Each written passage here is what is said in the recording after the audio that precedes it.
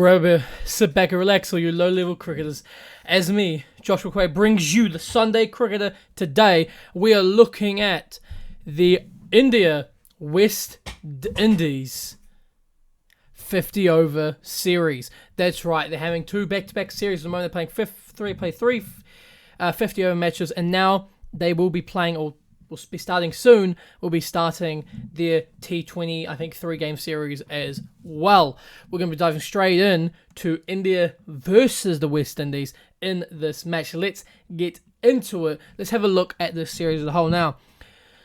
I'm going to start off with West Indies just came off the back of beating England in the T20 series. However, if you look at the last 50-over series they played, they just lost and got absolutely beaten by Ireland. They got battered. They lost the series 2-1, I think, or 3-2. I'm pretty sure. Can't remember if it was a 5-game series or 2-game series.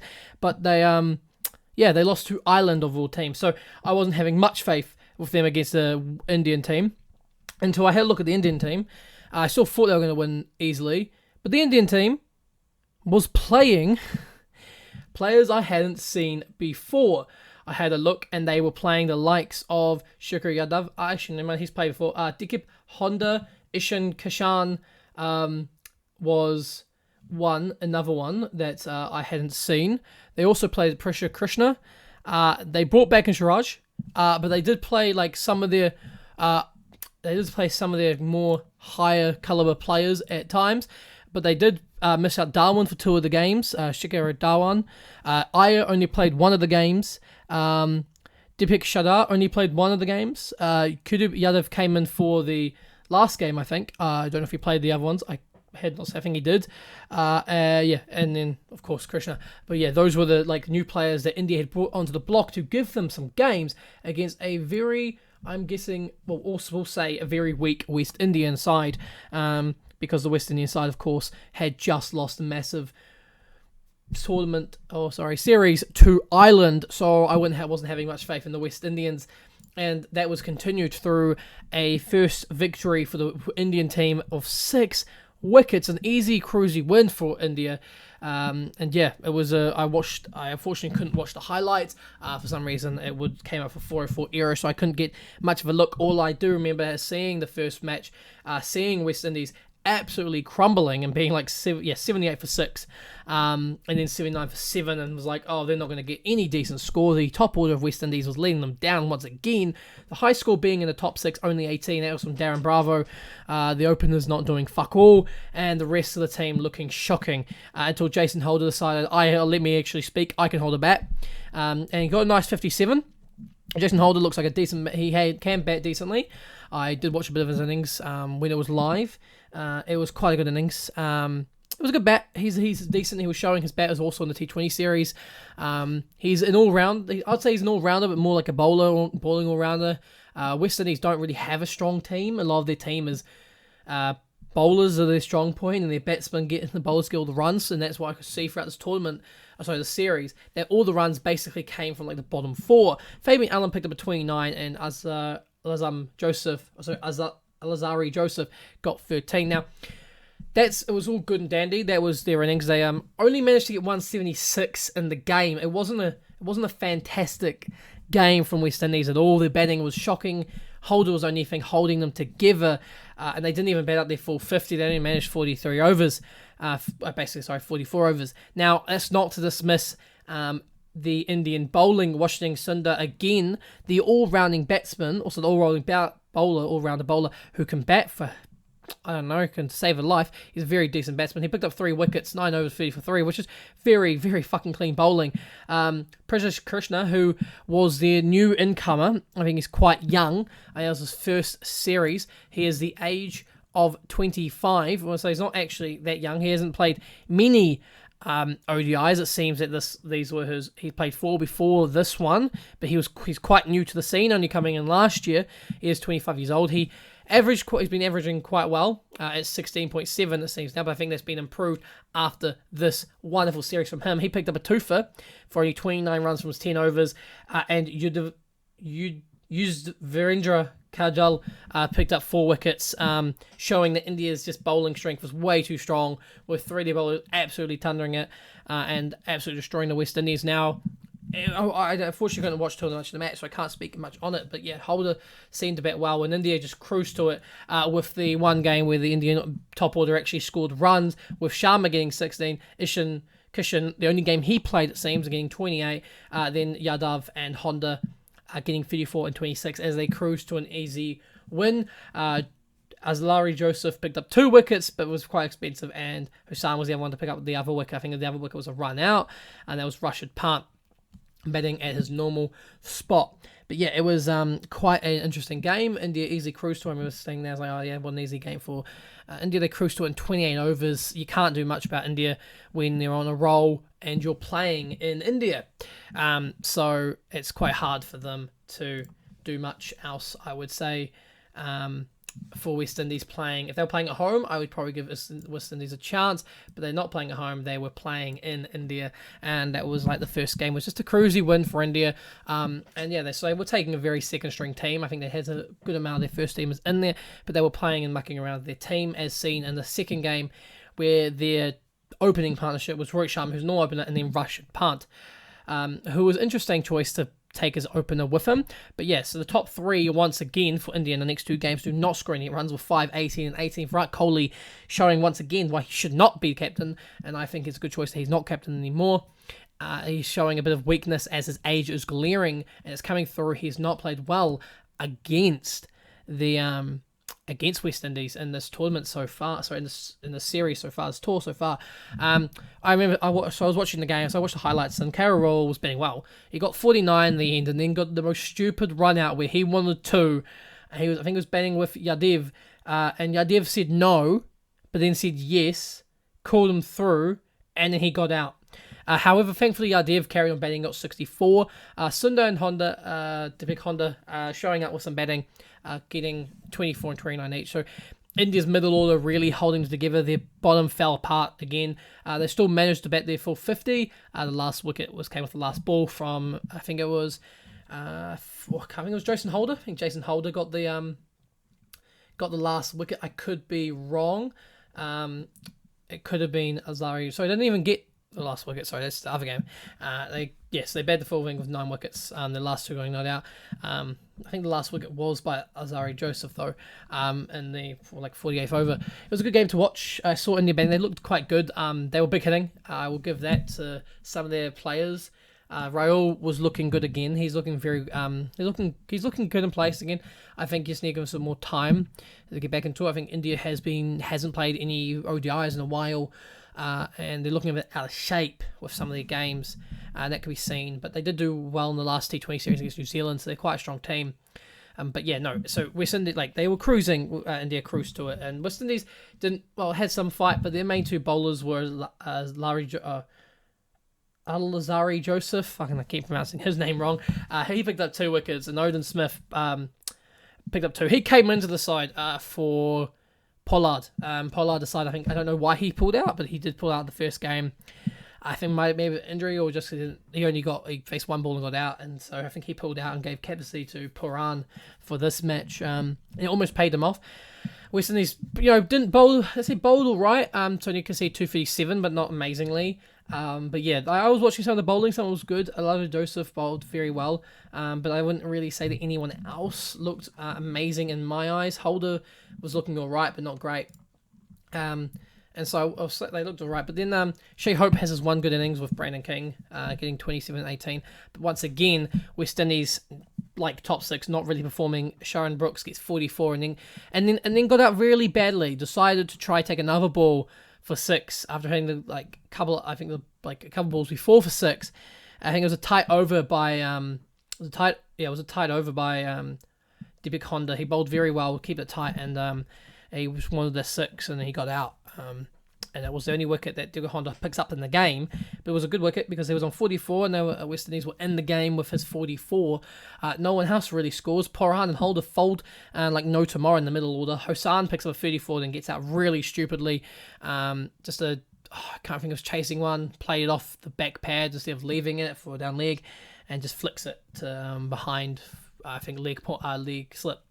Allen only picks up 13. Odin Smith went boom, boom. He got 24. He looked really good, actually. I think he should be looked for to be playing in the T20 team with the way he can just hammer that ball against India. He fucking was just smoking it.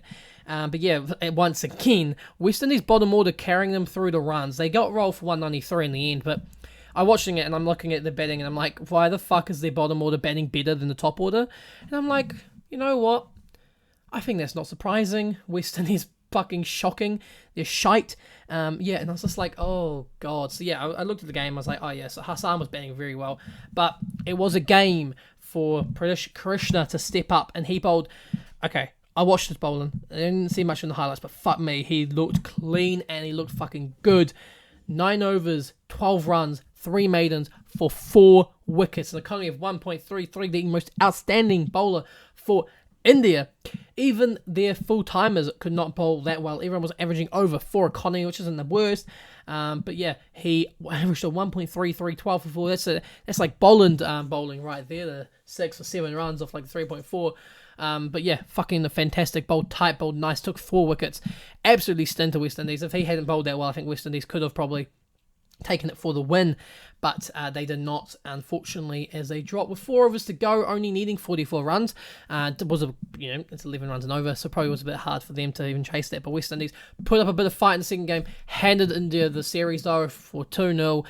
Before they go into the third game. But yeah, West Indies, looking weak again. But as we go into game 3, we look, and once again, guess who got out for 0? That's right, Virat Kohli strikes out for 0 off 2 balls, and the openers once again absolutely fonder. So West Indies had India for 42 for 3 on the back foot until Shreyas Iyer, who came back into the side, and Rashid Pant going back down to number 5, decide to build up a partnership and take them easily cruising to 152 for 4. So Iyer and Pant get 80 and 56.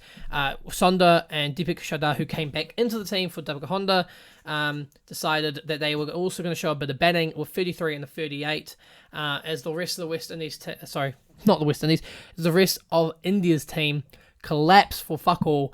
Basically high score from number 6, 9, 10, 11 was 6, 5, 4, and 0. It's a bit shocking from the Indian side. You'd think they'd have a bit of a stronger tail with only really 4 of their batsmen scoring runs, but it was enough to pull them through to 265. It was some good bowling though when I was watching from Jason Holder. He was bowling tight. He was like 5 overs, 12 runs, ended up 8 overs, 34 for 4. He picked up the 4. Hayden Walsh Jr. came back in. He was quite expensive. He took 3 wickets, but he was expensive as fuck for his 10 overs. Don't know why he got 10 overs in all fairness when you had Jason Holder bowling as well as he was, and so I think he should have gone 10 overs. In all fairness, he picked up 4 wickets. I think if they bowled him more, they might have been able to get India for less. But India, they were just trying some stuff, having a bit of fun. They already won the series. It didn't matter if they won or lost.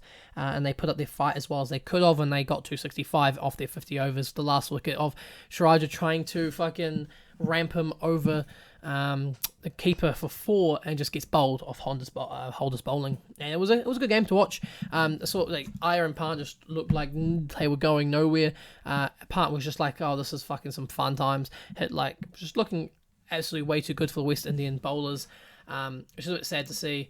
But yeah, you're not surprised there with West Indies falling short against India, as India are just such a better team. And that was a good game to see them absolutely just decide to smash apart the West Indies teams. It was just way too good. Iyer and Pant just way too good. They were batting way too well. Absolutely just made no... in all seriousness, Hayden Walsh Jr. picked up those 2 wickets, but still, his bowling was shocking besides that. But yeah, India just way too good for the West Indies. Now the West Indies went in needing the 266. And once again, their top order couldn't bat. Paran, the only one really of note, scoring runs of 34 before the last 3 batsmen got 29, 36, and 13. So not last 3 batsmen, 8, 9, and 10, picking up those runs. Alazari Joseph, the 29, and Odin Smith looking like he was the only hope for West Indies to try and get to 200 with a 36 off 18 balls, 3 sixes, and they were massive. He was setting the Indian bowlers just back home. But back to the home side, like, bang, fuck you. He's like, fuck you guys. You guys can't do shit against me. But yeah, I think he should be really picked up for the T20 team the way he's playing. He's playing very well. He looks really good in the game. And watching him just hitting the ball nice and cleanly. Like, he's a big dude, so he's got like big muscles, and he's just clean the ball. But he's got a good eye on him, and yeah, I rate him. He's got a probably good average, well, a decent average with 24 and 36 picking up. So there's like 30 average on that. And he's bowling alright. Looks like a decent all round. I think he should be given the move up of the order. Batting down at 9 is way too low for him. The way he can just smoke the ball cleanly and heavily. But yeah, I think it was a very good innings by West Indies. Oh, it wasn't, sorry, it was a very good innings by Owen Smith and Alazari Joseph, but West Indies collapsed to 169 off 37.1, which you're showing that they're getting the runs there, they're just losing the wickets too much, because 169 off 37.1 overs only leaves them needing like 100 runs off the next 13 overs, which is doable, but, you know, they just didn't have the batsmen, and so they collapsed and fell. They were 82 for 7. So to get to 169 is impressive in itself. I didn't think they would. I looked at night and I saw, I was like, how the fuck are they going to even get close to like 100? I thought they were going to collapse under. But West Indies pulled through. And I saw why. Because Larry Joseph and Owen Smith were just smoking the ball, like 5 sixes between them, and just would like, oh, fuck you, India. You know, we're going to have a bit of fun. And they just brought the boundary to the party. The two bowlers that bowled really well in this game was Mohammad Siraj. He finally was picking up his pace. Now he was 29 for 3. He bowled very nice, good line and length, was getting the ball just to swing a mile, man. He just was fucking with the openers, man. Like, the entire time, his outswingers and his in-swingers, man. His outswingers was just cutting them apart. They just couldn't control the West Indies batsmen. And again, Parish Krishna, he's picked up 3 wickets. So this entire tournament, I think he's the leading wicket taker with 9 wickets in this tournament, which is very good for ODI stats. 9 wickets, and I don't think he's a great batsman, but 9 wickets is good for him. He bowled very well again, 8.1 overs, 27 for 3. He picked up the last wicket of the game, and that being Alazari Joseph, before they basically had to call it quits, and West Indies were all bowled out for 169. There was a good tour, I must say, for the West Indies. Good tour for the West Indies. Absolutely getting shit on. Joking. Good tour for India in their series as they now move on to the T20s. And I will say that I don't think it's going to be as cruisy as the ODIs were for India. I think West Indies can bounce back with the T20 team they do if Powell kicks off and the likes of Hope and Paran do as well, and Holders can bowl really well. I hope that Hosan as well can bowl quite well. If West Indies can explore, use their best bowlers and batsmen to their best way and possibility and bring out the best in them, they will beat India like they did England. But yeah, I don't know. I think that's my prediction. But yeah, the tour was good. It was a good watch. I'm watching the highlights, and it was quite clean to see India getting back into it. But I think India have a bit of a problem for their top 3, looking a bit shaky besides the first game, and some of their bottom order not scoring runs, and it looks like they're only relying on about 5 batsmen to get like the 30s or the 50s, with at least needing 2 guys to get close to 50 or over for them to get to 200. So I think against a better team, they might collapse. They might not be as strong, but West Indies need to sort this shit, because they are fucking not good enough for ODIs anymore. They're decent in T20s, but they're not good enough for ODIs. But India needs to sort, I think, some things, and they having them after, it was a good bounce back for them after losing to South Africa in the ODI series 3-0, and they got battered. Well, they didn't get battered besides one game. The other 2 games were an easy win for South Africa. The last game was a fucking 1-run win, I think, or something like that for South Africa. But in my opinion, if I'm looking at the ODI stats right now for India, New Zealand, Australia, South Africa, and England, I would have to say probably England put the post. South Africa in second for me. South Africa have rubbers Van der Dusten, which is my man. Like, why I think South Africa have that over New Zealand, who I would actually have to put Australia in 3rd, New Zealand at 4th, and India at 5th, in my way. But that's very interchangeable, because I think that they're very, like, I think they're all very close teams, but I think England have the best ODI side still, if they perform, even after the Ashes series. Otherwise, I'd go South Africa as a top, New Zealand 2nd, Australia 3rd, England 4th, and India 5th. But it's like really interchangeable. I would say that India's 5th. I would say that it's really close between South Africa, Australia, and New Zealand. I think England just pimped the post for 1st. But India looking like the weakest ODI side, and against a good bowling side, I think they will struggle. They're not really in form. They've got some good batsmen there, but they're struggling at the moment, even against the West Indies, who are the weakest team, losing a series to fucking Ireland of all people. But yeah, I think that India needs to sort their shit. But yeah, that's that's my opinion on this, my 2 cents. But I hope you enjoyed. Drinking your beer while listening to the overview of the Indian series. If you had missed it, versus West Indies, I'm glad that you listened in. I hope you keep listening. And this has been the Sunday Cricketer. I've been your host, Joshua McQuaid, and I hope to see you next time on another episode of the Sunday Cricket. I hope you enjoyed listening to my rundown of the Indian versus West Indies tour. I'll see you next time. Peace out. If you'd like to help support this podcast, please do go and click down the affiliate link down below. It will help me and help you if you want to grow your own podcast. Also, if you'd like to listen to the audio version of this, go check me out on Spotify, Apple Podcasts, and Google Podcasts. It'll help me grow and you grow if you go check me out also on those platforms and listen to me there, as well as YouTube if you want to.